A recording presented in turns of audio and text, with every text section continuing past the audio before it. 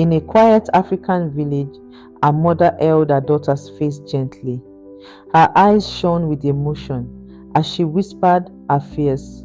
She had no choice but to send Ada to the city, hoping she would find work and save the family. Ada's heart was heavy, but her voice was steady. Don't cry, Mama. I will work hard.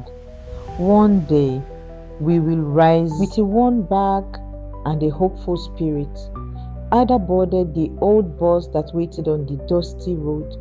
Her mother's figure grew smaller and smaller in the distance. That day, Ada left her home, not knowing the journey ahead would change her life forever.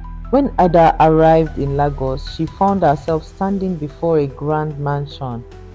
The gates were tall, the walls shining with wealth, but the welcome was cold. Madame Olayemi looked at her with disdain. Hurry up, girl. We don't keep lazy ones here. To Ada, the mansion was a palace, but inside she quickly learned she was not family, she was not equal, she was only a servant. Days turned to months. Ada scrubbed the floors on her knees, carried heavy laundry, cooked endless meals. Her sweat and effort were invisible to Madame Olayemi, but in the heart of the mansion, Ada found one small light.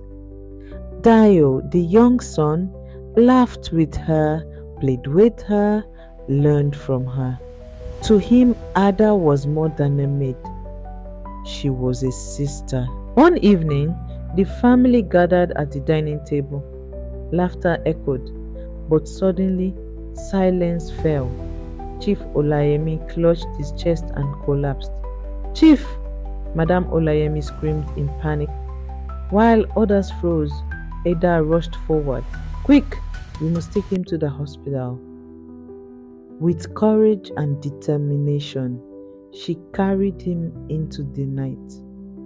In the hospital waiting room, young Dio cried. Ada knelt by his side, whispering words of comfort. Hours later, Chief opened his eyes. Weak but alive, he looked at Ada with intensity. You are the girl from the village." Memories returned. Years ago in his travels, he had fallen ill in a poor village. A little girl had fed him, cared for him, and sheltered him in her home. That little girl was Ada. In shock, the family listened. The maid they overlooked had once saved his life long before she entered their mansion. Tears filled Madame Olayemi's eyes. "Ada, forgive me." Chief Olayemi reached for her hand. "You saved me then, and you saved me again. From today, you deserve honor."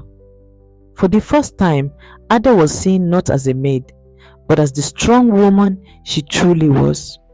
Dio smiled, holding her hand tightly. To him, she had always been family, but Ada made her choice. With quiet dignity, she packed her small bag. "Thank you, sir," she said softly, "but my family needs me more. I must go home." At sunrise, she walked away from the mansion gates. Her steps were steady, her head held high. The family watched in silence, regret heavy in their hearts.